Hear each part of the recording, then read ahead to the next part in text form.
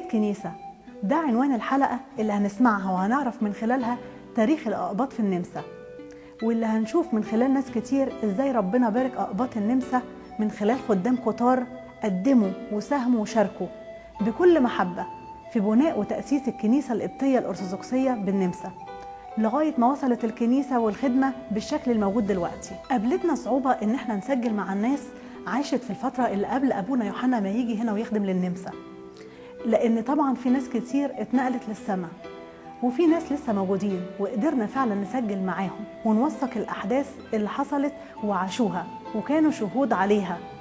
طبعا خلال اللقاءات دي فيها أحداث كتير وتفاصيل كتير، لكن أخدنا منها اختصارات عشان نتفادى الإطالة والتكرار، فياريت يعذرونا في إن احنا اختصرنا بعض من الأحداث اللي هم حكوها لنا. وبنتقدم بالشكر لأسقفنا المحبوب الحبر الجليل نيافة الأنبا جبريل لتشجيعه لينا لإتمام العمل ده، واللي بنشكر ربنا من كل قلبنا على إنه فعلا بعته هدية لأقباط النمسا.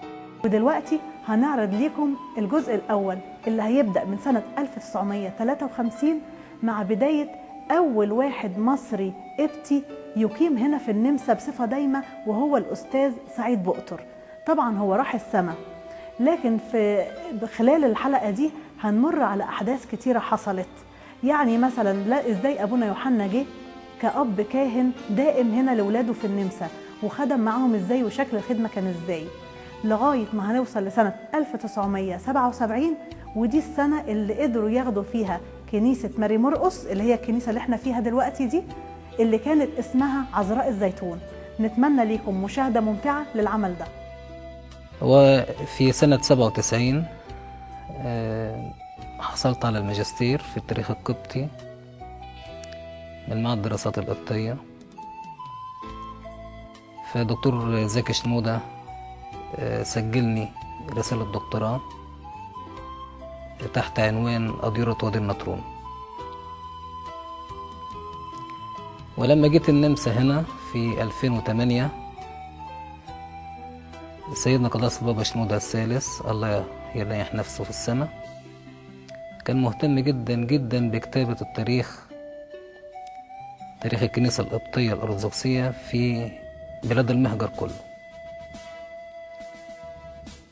فطلب من نيافة الأنبا جبريل الاهتمام بكتابة تاريخ الكنيسة القبطية في النمسا. وانتي عارفة حضرتك بقى ان سيدنا لما بيعرف ان فلان ده يعني له في الحتة في الشيء الفلاني ده بيسند إليه المهمة، فأسند إلي مهمة كتابة تاريخ الأقباط أو تاريخ الكنيسة القبطية الأرثوذكسية في النمسا. وعشان كده ابتديت أعرف مين القدام اللي هنا وقسمتهم الفترة الأولى فلان وفلان وفلان وفلان، ده في جراتس، ده في إنسبروك، ده في لينز، ده في فيينا، وقابلته. الفترة التانية بتاعت أبونا يوحنا معروفين، الناس موجودين نشكر ربنا يديلهم الصحة وطولة العمر، موجودين دلوقتي وخدت منهم معلومات كتيرة مستفيضة، بس كنت بعمل قرائن ودلائل. وبالفعل وصلت لاسم واحد كان عايش هنا في النمسا زمان اسمه دكتور رفقي صليب، حاليا عايش في ألمانيا بس سافرت له ألمانيا.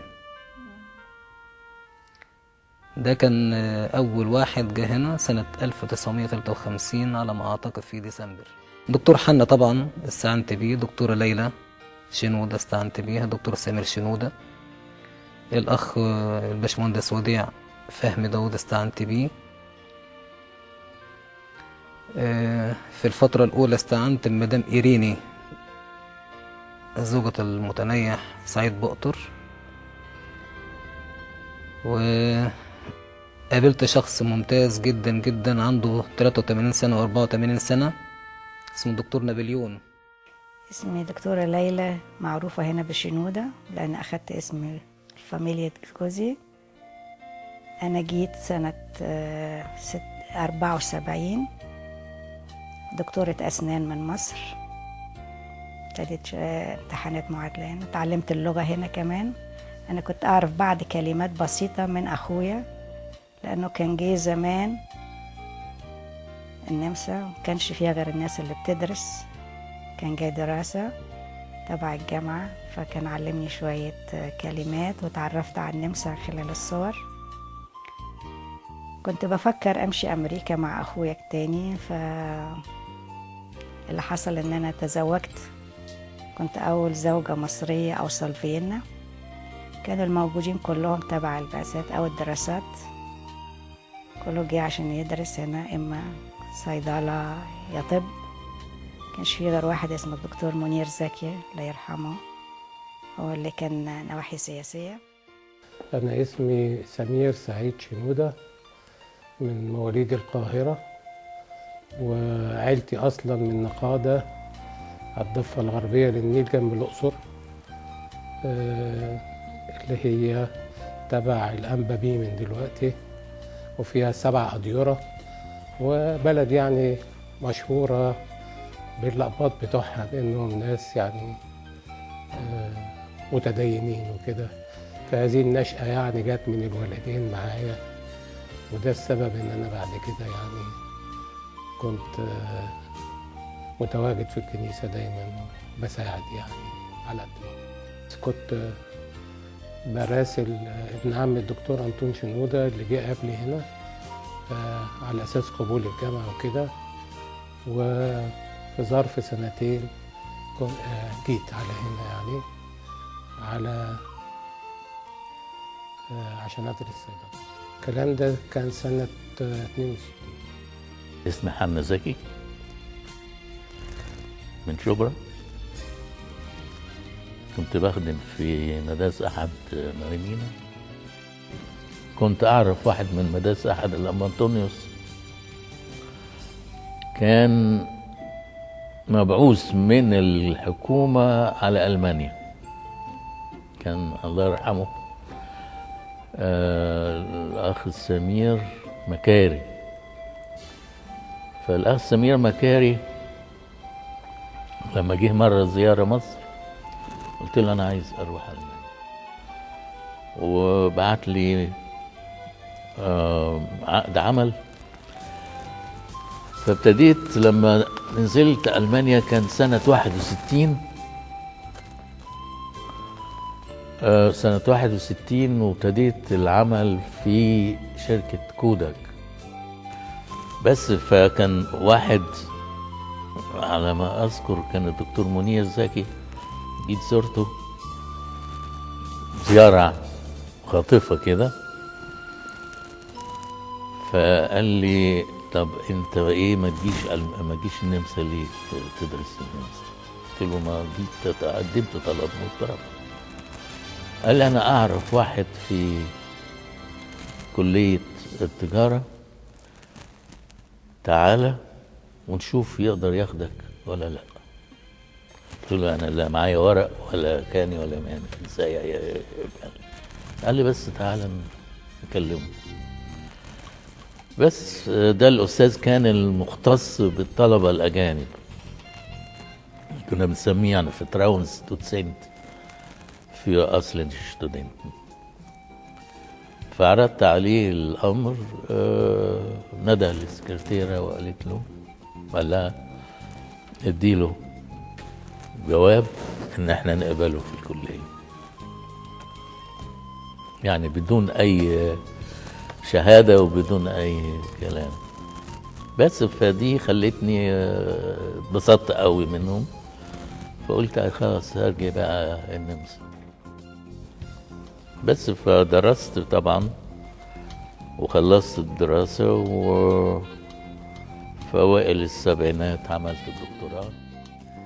أنا اسمي وديع فهمي جاد داوود، وأنا مهندس من مصر، وجيت هنا عملت معادلة مهندس تبريد وتكييف هواء من مصر، وعملت معادلة هنا هوت، واشتغلت 16 سنة في شركة تبريد، وبعد كده اشتغلت في الأمم المتحدة لمدة 20 سنة ونص، وطلعت معاش من الأمم المتحدة، ودلوقتي بشتغل مع مراتي نهى في العيادة، بساعتها في الادمنستريشن الأينكويف، المشتريات والحاجات الكتابية الكتير، الحسابات وحاجات زي كده، حاجات الضرايب والكلام دوت. ومادام قلت مراتي يبقى متزوج من مها طبيبة وبشتغل معاها في العيادة. وعندنا جورج وكريستوفر. جورج بيدرس حقوق، يا رب يخلص بسرعة، وكريستوفر بيدرس طب، وإن شاء الله يا رب يخلص بسرعة برضه، خلاص في الأواخر يعني. أنا جيت النمسا في تاريخ بالظبط 5 يونيو سنة 76.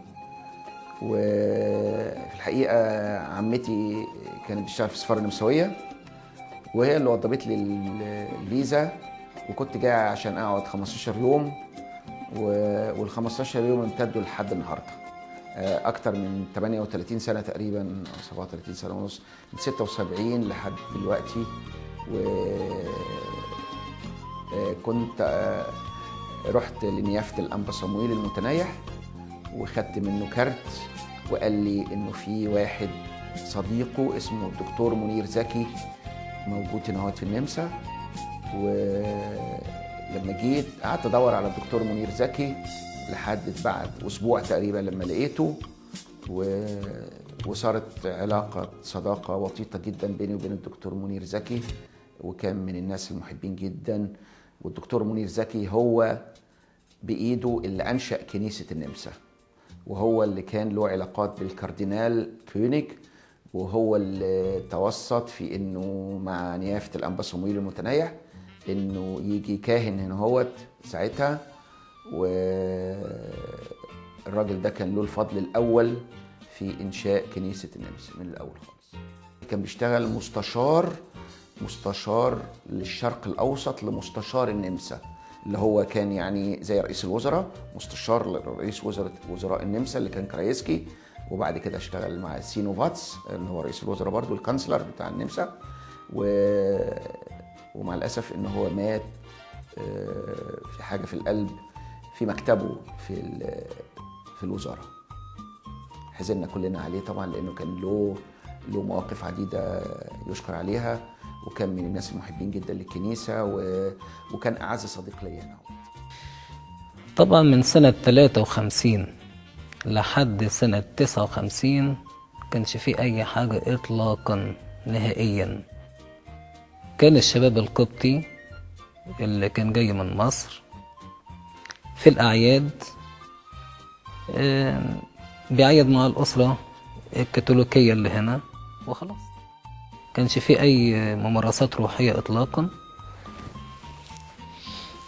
كان في واحد اسمه الأستاذ سعيد بؤطر، ده كان على علاقة بنيافة الأنبا صموئيل واسقف الخدمات، الله ينيح نفسه في السماء. لما كان اسمه سعد عزيز قبل ما يكون اسمه أبونا مكاري السورياني، لما كان علماني كان سعيد بؤطر واحد من تلامذته في الجيزة.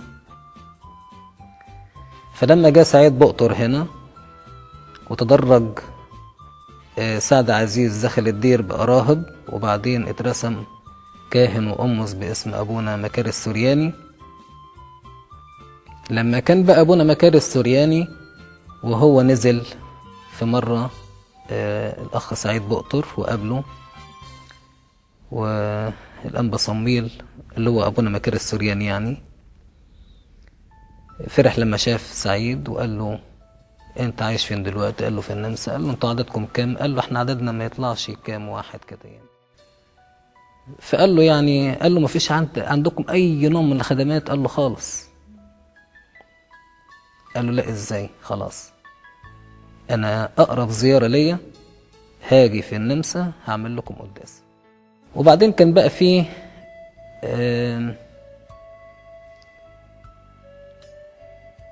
هيئة الكنائس هنا عايزين لقاء مش يوحد الطواف، يعني يتناقشوا في أمر ما. فبعتوا للكاتدرائية قداسة البابا كيرلس السادس يرشح واحد يجي يحضر المؤتمر هنا في النمسا. فرشح الأنبا صموئيل، قال له أنت روح. فراح بعت جواب لسعيد بؤطر وقال له شفت أنت كنت عايز إن أنا أصلي قداس، أهي جات من عند ربنا، حدد لي الميعاد إن في الأسبوع الأخير من 7 أو الأسبوع الأولاني من 8. فأنا هاجيلكم في الفترة دي وهعمل لكم القداس. وكان أول قداس يتعمل في النمسا هنا كخدمة أبونا مكار السورياني سنة 1959 في شقة الأستاذ سعيد بقطر في الحي ال 22. ده كان أول قداس. بعد كده طبعا جم بقى ناس تانيين زي الدكتور منير كامل والدكتور بهيج ودكتور صبحي ميخائيل وناس كتير جم بقى بعد كده. دول كانوا قبل ما الأنبا صموئيل يجي سنة 59. لكن لما القداس ده اتعمل ابتدى هم يفكروا في عمل خدمة. طبعا الأنبا صموئيل اللي هو أبونا مكار السورياني لما جه حثهم إن لازم يكون لهم اجتماع واحد مع بعض، وكل ما يحتاجوه قال لهم كل ما تحتاجوني في عمل قداس أجيلكم أزوركم أفتقدكم وأقبل اعترافاتكم وأصلي لكم القداس وأعمل لكم اجتماعاتكم وكل حاجة، بس انتوا لازم يكون ليكم اجتماع خاص. شوفوا واحد فيكم يكون بيقرأ الكتاب المقدس كويس ونقدر نمده بالكتب، كتب التفسير، كتب روحية، يقرأ ويعلمكم. كان في الوقت ده بقى الدكتور منير كامل. الدكتور منير كامل لما جه هو كان إنسان روحي وعنده اطلاع كويس بالكتاب المقدس، فابتدى يعمل لهم درس كتاب مقدس كل يوم جمعة الساعة 6 مساء. وما كانش في خدمات تانية غير كده إلا إذا كان بقى هيئة البرو أورينتا كان تأسيسها في سنة 65. لما اتفتحت الهيئة دي، ودايما الهيئة دي كانت للحوارات اللاهوتية بين الأرثوذكس والكاثوليك والبروتستانت وكله، فدعوا الكنيسة القبطية انها تكون شريك في الهيئة، هيئة البؤر اورينتا.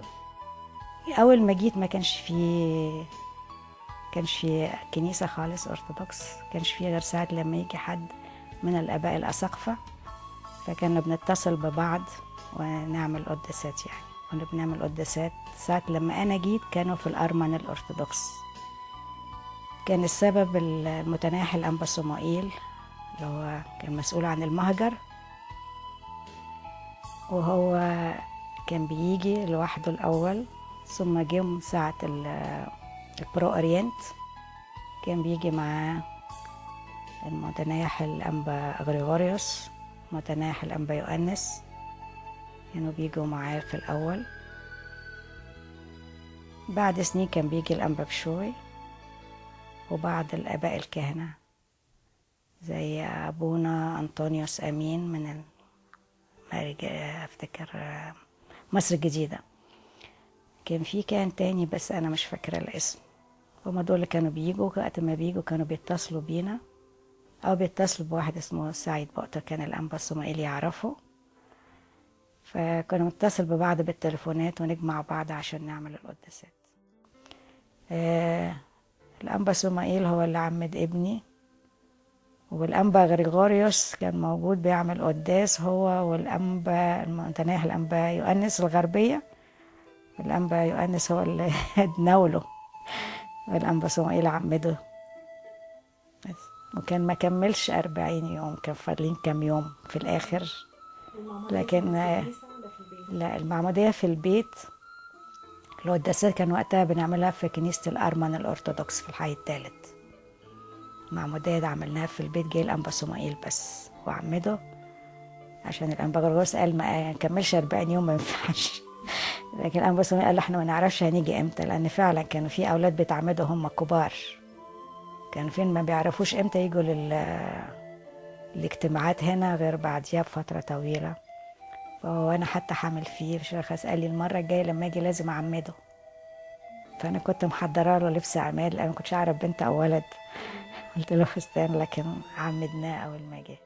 معظمهم اتوفوا الحقيقة بصراحة اللي كانوا موجودين زمان. كان في عيلة تانية جم شوية بس ما عملش دراسات، راح أمريكا، لأن أمريكا أسهل من هنا، لأن هنا لغة تانية. في ناس تانيين جم برضو، فمشي راح على الكويت اشتغل لأن لقى فرصة للشغل هناك، وهنا كانت صعبة. هو بعديها تقريبا في أواخر السبعينات كانوا ابتدوا شوية يجوا علشان الشغل. لما جيت النمسا ما كانش في كنيسة أصلا، إنما عن طريق الدكتور منير زكي كان هو بيخبرني إنه نيافة الأنبا صمويل هيجي بعد أسبوع وهيعمل لنا قداس. يعني كان كل ما يجي الأنبا صمويل يروح أوروبا، ولأنه كان بتربطه بالدكتور منير زكي علاقة صداقة كبيرة يعني، فكان لازم يجي يزور منير زكي، ومنير زكي بدوره يلم كل الأقباط ويكلمهم في التليفونات، ونتجمع في كنيسة الأرمن، وكان الأنبا صمويل يعمل لنا قداس فيها، ونقعد مع بعض بعد كده نفطر كلنا مع بعض. وكنا تقريبا في حدود مثلا 10 عائلات 15 عائلة بالكتير قوي قوي قوي. يعني كنت أذكر إن أنا تعرفت مثلا على الدكتور أنطون شنودة والدكتورة ليلى زوجته والدكتور حنا زكي وأخوه إدوار، وكان في واحد صيدلي اسمه فايز كمان. وبعد كده في كل مرة كان يجي الأنبا صمويل على مدى 6 أشهر تانيين أو 5 أشهر تانيين كنت أتعرف على شخصية جديدة في القداس اللي بعده يعني، بس ما كانش فيه ناس كتير. كان في مثلا سعيد بؤتر ومراته إيريني، الله يرحمه سعيد بؤتر برضو والله يرحمها إيريني.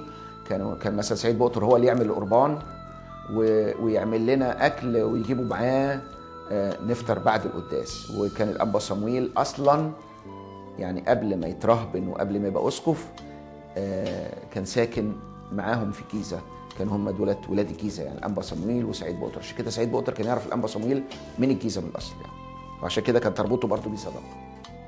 كنا لما تعرفنا شوية على بعض بقينا نتجمع كده شوية، نقعد نشرب قهوة في مكان، 2 يقابلوا بعض.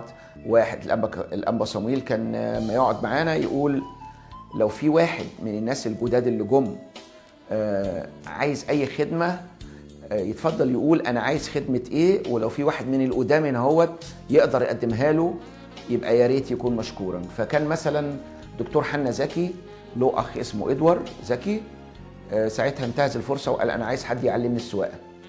فتقدم الدكتور فايز أرمانيوس وقال له أنا أساعدك في تدريب السواقة ولحد ما تعمل رخصة السواقة. وكانت حاجة يعني مشكورة للأنبا صمويل أنه بيحاول يربط أبناء الجالية ببعضهم ويخلي كل واحد ممكن يقدم خدمة للتاني. احنا كلنا كنا دوبك الأقباط يمكن معدودين على الأصابع يعني موجودين هنا، لأنه كان ممنوع من مصر حد يطلع يعني إلا عن طريق الحكومة وإشراف علمي ومالي. أما الفلوس كانت بتجيلنا من أهالينا يعني الحكومة ما تدفعش حاجة. فكان عشان كده يعني العملية مكلفة، فما كانش في حد كتير بيطلع أو ممنوع حد يطلع إلا لما يكون عنده الاتنين دول، إشراف علمي ومالي من الحكومة بس. فما كانش في حد كتير يعني. ما كانش في حد معاه عربية من الأقباط، فالأنبا شنودة كان بيركب الاشتراسنبان معاهم.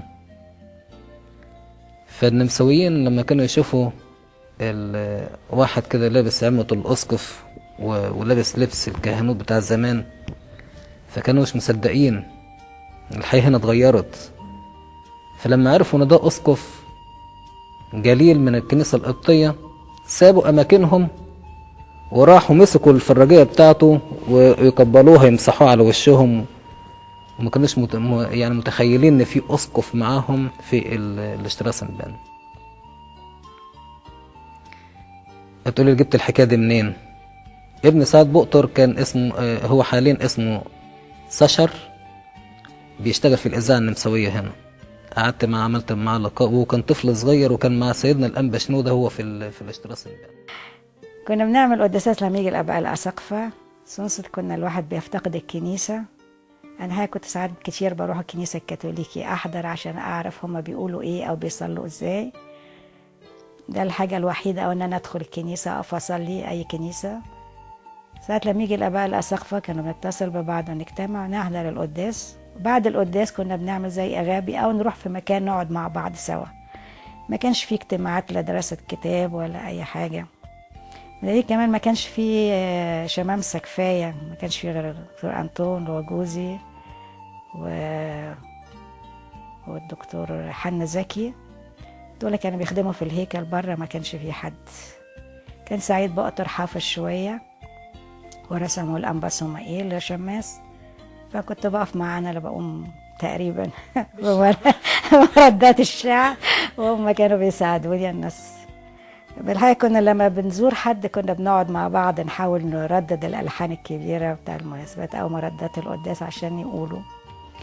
كانش في كتب للكنيسة، كنا بنطلع القرايات من الكتاب المقدس، كان بنجيب من النتيجة ونطلعها. كنت قاعدة أتحايل على الرجالة عشان يقروا. هو ساعة لما وديع جه طبعا ابتدت يبان بقى شكل القداس بالسهوة بتاعته.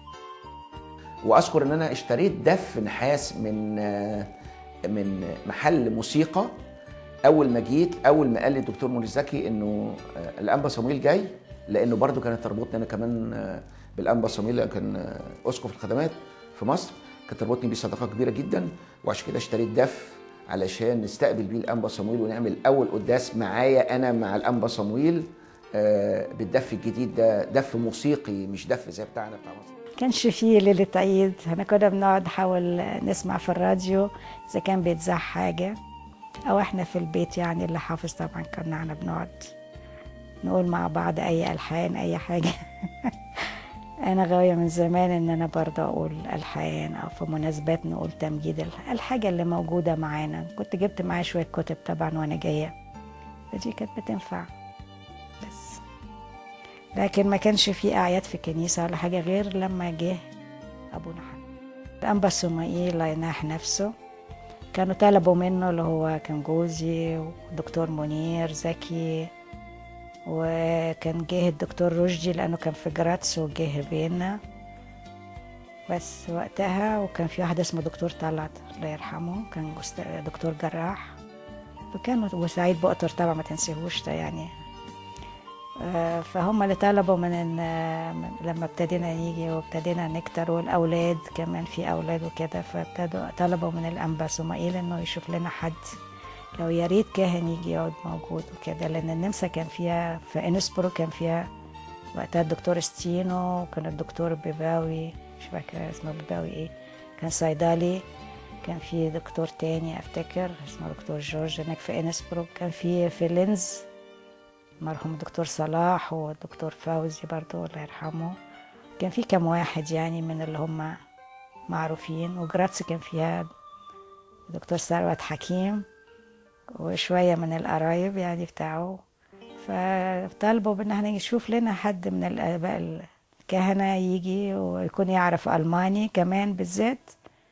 فأبونا الأنبا صمائيل بحث وعارف ان أبونا يوحنا البراموسي كان دارس ألماني في مصر قبل ما يترهبن، هو دخل الدير وافتكر في خلال 6 شهور رسموه قسيس وجابوه لنا.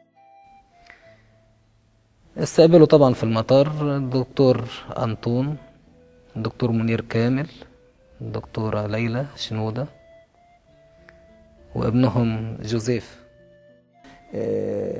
أبونا حنا جه في أكتوبر 1976 وسكن في دير اسمه شوتن باستاي، وخد شتبنديوم يعني منحة دراسية عشان يدرس فيها لاهوت في الكاثوليكي نهوت، وعرفوا عليه برضو نيافة الأنبا صمويل اللي هو جري في الموضوع ده عن طريق الدكتور منير زكي مع الكاردينال بتاع النمسا دكتور كونيج، ووضبوا كل حاجة لأبونا يوحنا. وساعتها أنا كنت بسكن برضو في دير تاني في الألزر شتراسة، وكان البعد بيننا وبين بعض ما كانش كتير قوي، يعني كنا بنمشي المسافة ديت محطتين ترماي تقريبا أنا وأبونا حنا، كنا ملتصقين جدا. أول ما جه أبونا حنا وابتديت أخدم مع أبونا حنا في كل كنايس النمسا اللي أسسها أبونا حنا، كنت بسافر مع جراتس باستمرار وسافر مع لينز، ومرة سافرت مع إنسبروك، بس إنسبروك دي كانت بتاخد مني وقت جامد فما كنتش بقدر أسيب الشغل وأروح مع أبونا حنا، إنما رحت معاه مرة واحدة بس في تأسيس الكنيسة في إنسبروك. أنا أعرفه من مصر لأنه هو متخرج من معهد الألسن قسم ألماني، وكان معاه زميلة في السكشن اسمها أنيتا الوزان. أنيتا الوزان دي بنت عم مرات أخويا، ففي معرفة قديمة يعني. رحت استقبلناه في المطار، كان سعيد بقطر، لأن الأنبا صموئيل طبعا كان بيتصل بسعيد على طول يديله أخبار، وسعيد يتصل بينا. فكان سعيد بقطر والمدام بتاعته وابنه وأنا وأنطون وجوزيف، كان لسه صغير على إيدي. تعشينا عند سعيد، كان عامل عشاء وقعدنا معاه وتعرف علينا وتعرفنا عليه، يعني كان تعارف. وعارف ان احنا كنت خادمة زمان في مصر، وعارف ان انا حافظين الالحان وكده، فكان مبسوط انه هيعمل قداسات. وكان وقتها سعيد بقطر بيعمل القربان. من يوم ما جه كان الانبا صموئيل اتصل وحجزوا له مكان في الدير اللي هو في شتفت شوطن أبطاي. روحاني وهادي، يسموه ايه، جنتل. معاملته الحقيقة راقية كده وهادية. كنت بعد ما خلصت الدراسة رحت على مقاطعة اسمها برج اللاند. هناك كنت مدير صيدلية كبيرة يعني قديمة أوي. قعدت مدة هناك 12 سنة. كنت بتردد هنا باجي هنا، وأبونا يوحنا كان بيجي لي تقريبا كل شهر مرة. ما كنتش باجي هنا بعد كده إلا في الأعياد، وكنا يعني بنبقى على استضافة أي كنيسة من الكبار اللي موجودين هنا الكاثوليك، وكان هو موجود، وكنا احنا كلنا بنيجي من الأقاليم. خدمة أبونا حنا كانت جميلة جدا وهادية، لأن هو كان إنسان هادي جدا، وبدأ يجمع الناس عن طريق إن احنا نعمل قداس ونقعد مع بعض بعد القداس. تطورت إن احنا بدأنا بدل ما نقعد مع بعض في الأيام اللي فيها شمس وفيها صيف، إن احنا نخرج كلنا مع بعض بعربيات الناس المقيمين هنا هوت، ونروح في أي مكان نقعد فيه. يعني مثلا على بحيرة من البحيرات، فكنا نروح مثلا في منطقة جنب فيينا اسمها لاكسمبورغ، دي رحناها كتير جدا مع كل الناس اللي موجودين، طبعا ستات ورجالة نمساويات، وكان بقى كل الناس كانوا متعطشين جدا للكنيسة هنا هوت. ابتدى أبونا حنا يهتم بالناس اللي هنا هوت ويزورهم في البيوت باستمرار ويحمسهم للكنيسة، وكان له علاقة كويسة بكل الناس اللي موجودين هنا هوت. هو كتير كان يعني في السنين الأولانية كنت أنا عارفة إن هو بيروح فين وبيسافر فين، لأنه كان بيدينا خبر. فكان يقول هو راح خلوة، كان يروح عشان يدرس عدد المسيحيين هناك أو يتعرف عليهم، وكان يكلمهم لما يكون راح في أي منطقة يكلم اللي عارفه عشان يكلم الناس التانية، يحاول يجمعهم وكده. طبعا كان المعلومات بيديها لقداسة البابا أكيد، كل ما يسافر كل سنة كان بيجمع له المعلومات ويديها له بتقاريرات وحاجات. أول قائمة بعتها للبابا شنودة بعد لما جه النمسا هنا، بعت له قائمة ب133 فرد، كل اللي موجود. فطبعا 133 فرد دول يبقى مثلا 30 منهم ولا حاجة يعني كأسر، يعني باقي كله أفراد جايين يدرسوا أو جايين يشتغلوا. تعب أبونا يوحنا في الفترة الأولانية كتير، لأنه ما خدمش في فيينا بس، اللي كان بيقول يروح جراتس ويروح لينز وإنسبروك كتسبيل والحتت دي كلها. هو كان نشيط جدا، كان بينزل المجر، كان بيروح الدنمارك وألمانيا والسويد، يعني ما كانش مستقر بس في النمسا.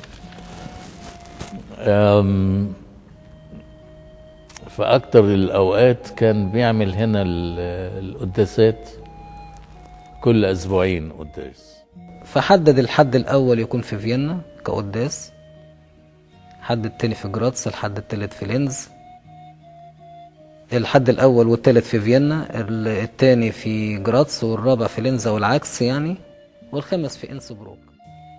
احنا كنا الأول زي ما قلت لك كنا بنصلي عند الأرمن الأرثوذكس، وبعدين لما الشعب كتر شوية ما كانوش بيحافظوا على المواعيد، وأبونا حنا كان باله طويل كان يحب يسمع لده وده يكلمه وهو بيوزع لقمة البركة، فما كناش بنحافظ على المواعيد.